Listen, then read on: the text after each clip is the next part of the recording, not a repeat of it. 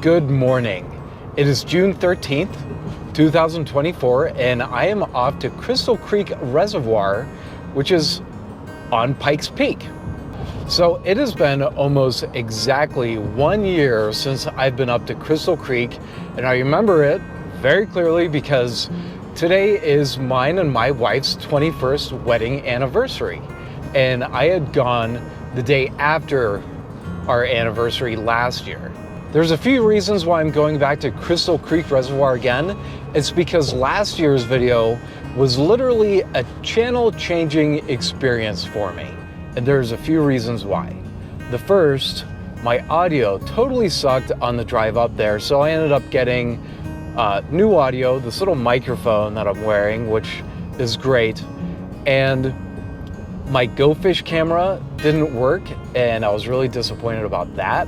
So I want to try that again.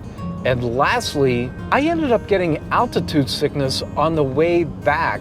You know, I was driving down the mountain, I started getting nauseous, I started getting dizzy, I was really tired, and I was like, man, I can't believe I'm getting altitude sickness. I've been living here for 25 years now. So that is the real channel changing experience for me, is I decided to change the way I dress when I go fishing. And that includes wearing a fishing shirt, wearing this hat, wearing fishing pants. So I'm totally prepared. And I also have, a spiff that I spray on so I don't get sunburned. And then that prompted me to make that video, how to prepare for high altitude fishing. So let me tell you how to get to Crystal Creek Reservoir on Pikes Peak from downtown Colorado Springs. It's about a 20 to 25 minute drive, and I'm headed south on Interstate 25. You're going to take exit 141, which is 24 west on Cimarron Street, going towards Manitou Springs and Woodland Park. Stay in the far right lane. And now we are on Highway 24 going west towards the mountains. I really enjoy this drive. It's one of my favorite drives in Colorado Springs. The scenery is absolutely beautiful, but you gotta watch out for the people driving around you. They're really aggressive, especially driving up on this road. I always have people honking their horn at me, and because I'm not driving fast enough, or I don't know. You're just not good drivers here. A few days ago, I received a comment from one of my subscribers telling me about Crystal Creek and how wonderful it is to go fishing there, that he just went up and he told me exactly where to go. He said, when you get up there and you're at the gift shop, you hike down that path a little ways to like the third cove.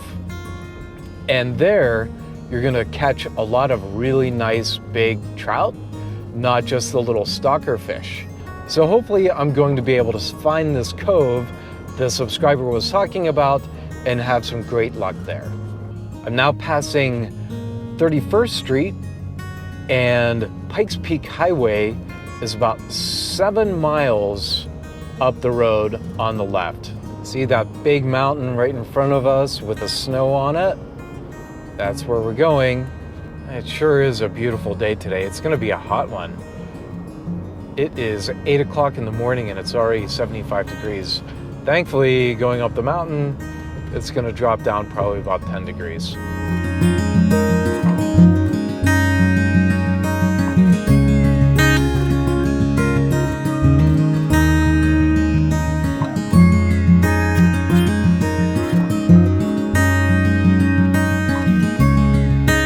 We are entering Cascade, Colorado. And here is Fountain Avenue to Pikes Peak Highway, next left.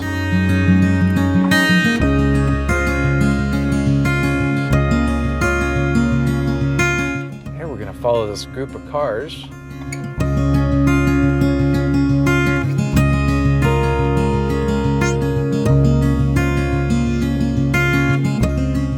Okay, here's the entrance to get up the mountain. So it was $6 to go fishing, and it's $17 if you want to go all the way to the top of Pikes Peak. So let's just enjoy the ride on the way up.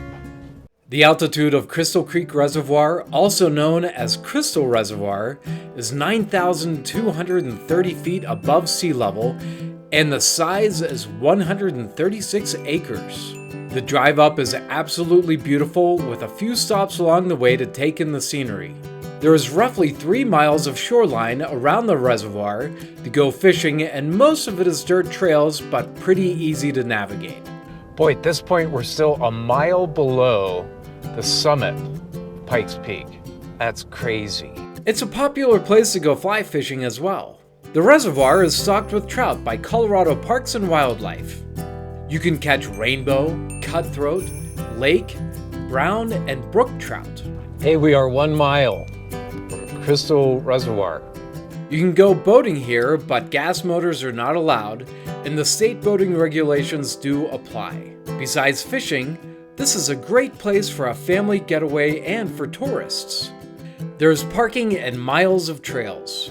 People picnic here, visit the gift shop, and pan for gold. There are plenty of restroom facilities and Bigfoot. It is totally full. That's so awesome. It's so different from last year. Look at all the people fishing already. How'd they get up here so fast? Tell you one thing, fishing right there by the gift shop, you get no privacy. All the tourists are like running around, kids come down, they're throwing rocks in the water. I know they're having fun, but man, do not fish right by the gift shop. Okay, let's go find this third cove, go fishing. There's all these bikers here, they're gonna do a race. I would totally join them as long as they went down the mountain. Going up, that's not me. Going down, coasting, that'd be a blast. Okay, here's the sidewalk. Right here's the gift shop. And we're gonna go down that way. Follow this fly fisherman. Right here, we got some rules and regulations. Man, I totally remember walking this last year to get to that spot. On the way back, I was so winded. I had no idea why. It was that altitude sickness. Crazy. I didn't realize they have a cleaning station here. That's really cool. Okay, I think to the left of me, I'm passing the first cove. Now that subscriber said third cove. So, this definitely looks like a cove. It has boat docks. See those people fishing over there? That's where like a ton of tourists come down. Hate it there. Hate it. I think I'm coming up on the second cove now. No one's here. I think the other cove would be way down there. I don't know if I want to walk that far. You know, we're 10,000 feet above sea level and it's not easy. Okay, talk myself into it.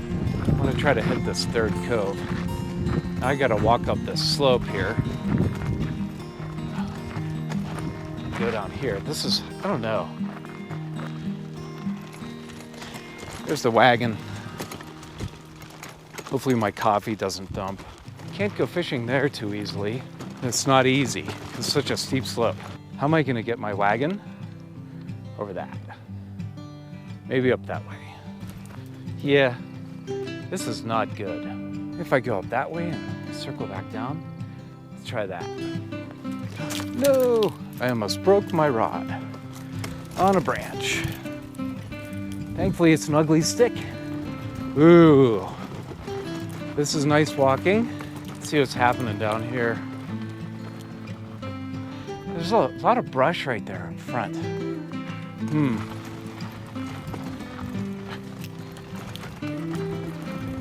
There's another spot. Walking down.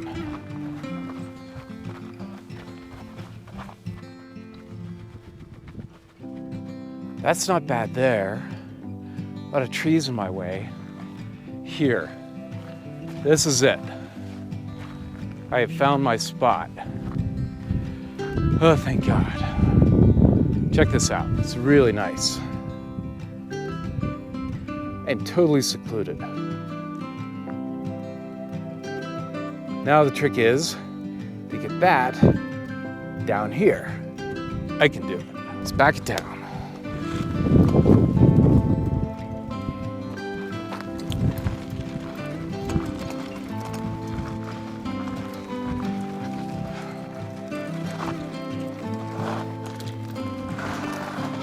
I'm slipping.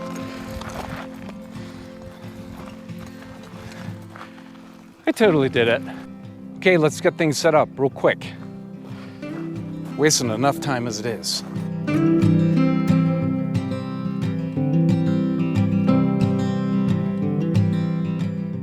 I have power bait, I have worms. I also have to hook up the Go Fish camera. Okay, I am going to throw the Go Fish camera out. The water's going that way, so I'm gonna throw it out that way. It is on, I have a worm on the hook, and the hook is weighted so it stays down. There's a lot of grass I see in the water, but I'm gonna give it a shot. I am making absolutely no promises. So key thing about the Go Fish is you want a strong line. This is a threaded line, so it really stays onto the camera, and then this is the weaker line, because if anything, you want the weaker line to break, not the strong line, because you don't want to lose a $200-300 camera, even though it may be a little defunct. So let's just get it out there. Let's throw our power bait out. Maybe throw it that way. And I'm excited. Let's see what happens. Looks good. Okay, here we go. What we can do now is sit and wait, see what happens. It is a beautiful day today. Looks like I'm getting a first bite. It's only been about 5 minutes off the power bait. Had a good hit. Well, they're definitely biting. Getting a bite on this one.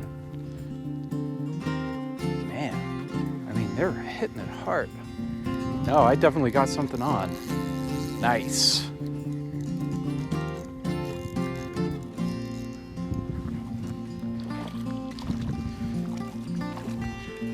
Look at that. That is a nice trout. Guy wasn't lying. They're a lot bigger here than there. Let's see if we can get the hook out. But I think this is going to be lunch today.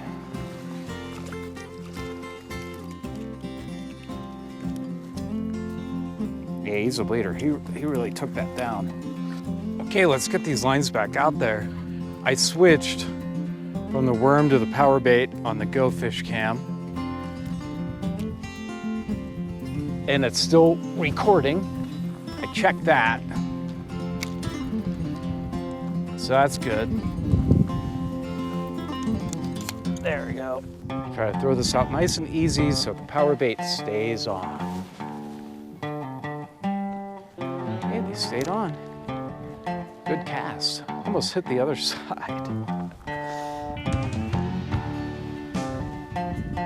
All right. Let's try for number 2. Wow, there's a lot of kids that just are walking by. Hopefully they just keep walking by. Let's check this line because I saw it moving. I have a little fish on it. That's funny. He was on there the entire time I was jerking around with the Go Fish cam. Check out this one. This is a really nice one as well. Got right on the lip, so I'm gonna throw it back. I'm gonna have to get my hands wet.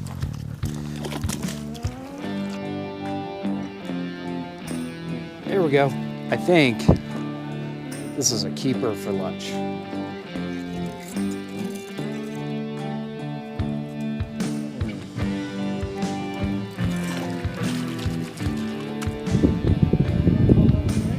Yes, I am. Well, let's try to. Doing a great job. Just wanted to say hi. Yeah, hi. Watch your videos and appreciate the content. Awesome. It's always so cool getting recognized. Because of the hat. Well, it's what I was afraid of, the Go Fish cam. lost all its juice. Only runs for about an hour, which is annoying and upsetting. Okay, easy cast. Only have 2 power baits left that are fresh. I have a few others. Okay, they look like they stayed on that time. Maybe one came off. I don't know. Messing around with my time lapse, and I think I have a fish on this line. Oh, oh boy. Yeah, because, oh, he's a jumper. That's a nice one. Look at that. These are definitely, oh, he's swimming it. Oh, he's swimming right into that. Get over here. Wow, look at that. This might be the biggest trout I've caught. That is absolutely beautiful. 4 is the limit here. I have 3. I also just saw by this guy walking by that no power bait here at this reservoir. Now, I believe I've used power bait here in the past. I'm not exactly sure how true that is. He said it was because of drinking water. I don't know. If there's no power bait, then I guess I won't use power bait here anymore. But they sure do like it. Oops. I wanted to show you how I put my worm on my hook. I use this little tool here. It's really cool. It's like threading a needle type of thing. You take your worm and you pierce it and you run it up the worm, inside of it, just like that. And then you take your hook and there's a little hole at the top and you have to get that hook in this little hole. I don't know, my glasses on. There we go. So I'm gonna hold the line down by the white and it's nice and taut. Now I'm just gonna take the worm, I'm gonna pull it up and it's gonna thread right onto this hook. Just like that. And that is perfect. And that way, the worm really isn't gonna fall off. It's perfect. Now, if you would like to purchase this, I will put a link in the video description to Amazon where you're gonna be able to buy it. It's really inexpensive and it's very slick. I think I might be getting something. Definitely something's on it.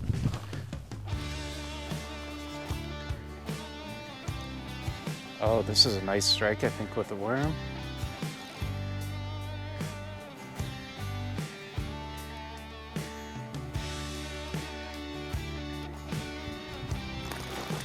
Nice.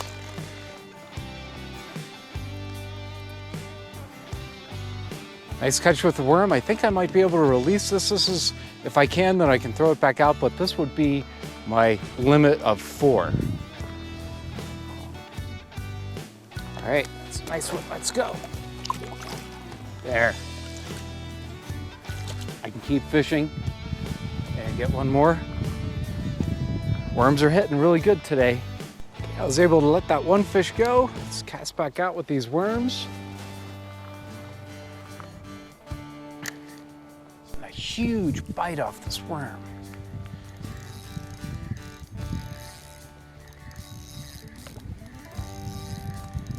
Wow.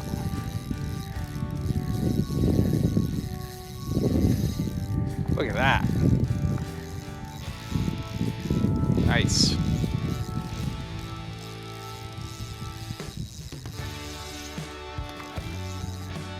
Oh, he got off. So I think I'm gonna wrap things up here today, fishing at Crystal Creek Reservoir on top of Pikes Peak. It is really magnificent here, and what a difference it makes with the reservoir actually full. So thank you so much for watching. I really appreciate it. Make sure to subscribe, like, and ring that bell for future notifications. Tight lines and happy fishing in Colorado. Have a wonderful day.